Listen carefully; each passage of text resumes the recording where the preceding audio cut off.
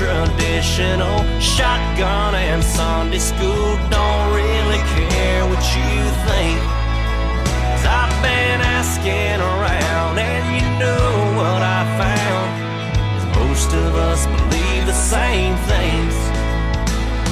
And I won't conform, my mind ain't gonna change. I'm just like concrete, I'm all mixed up and set in my ways.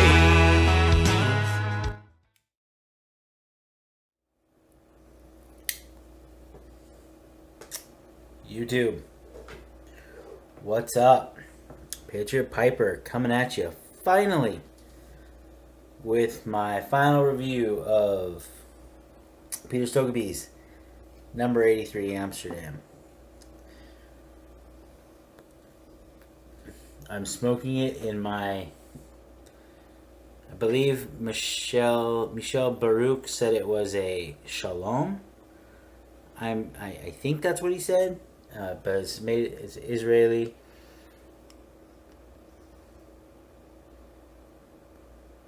Pretty nice little pipe.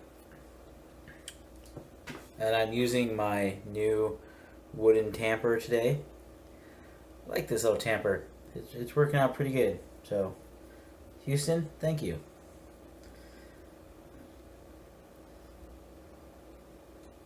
So I've been smoking this for about a week now. And my opinion of it hasn't changed. I still think it's a good blend.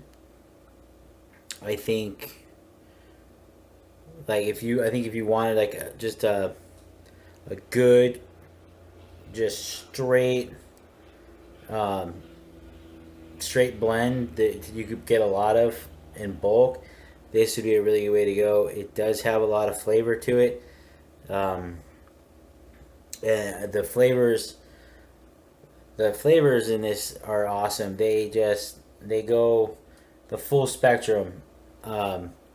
You're getting the, like I said in the initial impressions, you're getting the grassiness, the woodiness, the smokiness, the nuttiness. You're getting all of it, and in equal measure too. I wouldn't say that any one flavor overpowers another. There's no change in the flavor profile throughout the bowl, which is what it kind of happened with the Ryback. It kind of changed a little bit halfway through the bowl, and then at the end, at the end of the bowl, it was just, it was, like I said, we can go back and watch my impressions on that. But this one here, I really like. I highly recommend. If you've never had it, give it a try. Not a lot of nicotine in this. Very mellow. So if you don't like the blends with the heavy nicotine, this would be a good one, because it's like, I don't get any nicotine feeling from this blend. Now, one thing I had thought of was that I might not be as susceptible to nicotine as some people, just because so many years of dipping, my tolerance to nicotine might be a lot higher. But there are blends like certain blends I do really get a good nic hit from. So maybe I'm just gonna go ahead and say that there's probably not a whole lot of nicotine in this, which is nice. It is it is very dry. So again, like I said in the previous video, I didn't try to moisten it or revive it in any way, because it was a head-to-head, and I didn't do that with the other one, so I wanted to keep it fair. This blend, the only real downside to this blend, and this has been true in all pipes, this has been true in my cobs, well, the one cob I smoked it in the cob, my other briar that I smoked it in, and in this pipe here. one consistent truth to this blend is it does not like to stay lit. Obviously, you talk, you're doing other stuff, you're gonna have to relight your bowl a couple of times.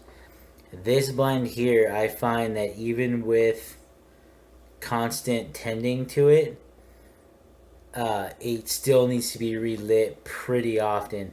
I'm usually looking at in a bowl this size, because I smoked it in this the other day, and I really liked the way it smoked in this better than the other two pipes I put it in.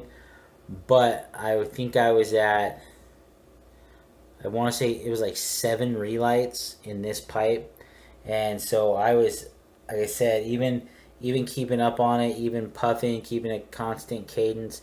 If you stop smoking this for 10 seconds, it seems like it's done. See, I'm out. So that could be a drawback if you want a blend that doesn't take a lot of work, that you don't have to keep relighting. Then this one's not, in my experience with trying it out, not going to be a good one for you. So this would not be a good blend for fishing or for working on projects or reading. Like if you smoke a pipe, so I know a lot of you guys out there are readers. So if you like to smoke a pipe while you read, this blend isn't going to hold up for that. You're going to be constantly relighting it. So that's just something to think about. Now, of the two blends, which do I prefer? Originally, I was thinking about it, I was like, oh, it's a toss-up. They're pretty close. And it's really not. This blend here wins. The Stokkebye wins. It wins in the flavor department. It wins in the smokability department. And I say that because this is a blend that anybody can put into a pipe and smoke. The Ryback, there was a lot of, you had to pack it a certain way to get it to stay lit, to get it to smoke. This stuff, again, no matter how you pack it, it's not going to stay lit for you for a long period of time. But, smoking this, I can pull hard on this. I could use my regular cadence, nice and slow and easy sips. Doesn't matter how I smoke this blend, there's no bite to it. The Ryback, if you don't pack it tight and you pull too hard, it's gonna destroy you. It'll destroy your sinuses. It'll burn your mouth. So that's why the Ryback, like I said, I find is a very, very temperamental blend. This one is not the case. And surprisingly to me, and it might be the cut too, the more of the ribbon cut in this, because I said in the initial video that this also comes in a cigarette form, which is what the Ryback is, more of a shag cigarette cut. And with this not wanting to stay lit, I wonder how would that work in a cigarette. And so it's got to be something to do with the cut. Is what's keeping it not wanting to stay lit. Because even if like I said, even if I pack it tight, pack it loose, it doesn't matter. It doesn't want to stay lit for me. So that's the only drawback to this. But other than that, yeah, absolutely, I would say get some of this, smoke it, enjoy it. I have been. So yeah, great. Like I said, great flavors, great aromas. Room note is really nice on this. A very, very mellow room note. Because there's not a lot to say about it.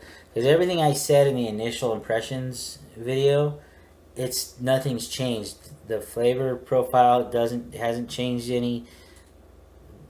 it's just, I think it's a really, really good blend. And this being my first introduction to the Peter Stokkebye stuff, I'm pretty happy about it.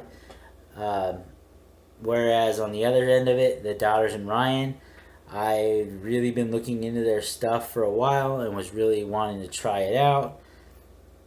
And after my first impression, I wasn't super impressed with it, so that's kind of thing. And I did get some more Peter Stokkebyes earlier this week. I got the Luxury Bullseye, which I'm after looking it up, I found out is a Stokkebye flake or roll, and that stuff's really good. So maybe this is gonna be a jumping off point to some more Stokkebye stuff. Never tried it. I've been mostly a Cornell and Deal guy. So with and so branching out could be. We'll see. But anyways, all right, guys. I'm gonna let you go. I'm gonna get on out of here. So until next time, guys. As always, have a great day. Pleasant evening. I'm still the Patriot Piper. I'll see you next time. Later.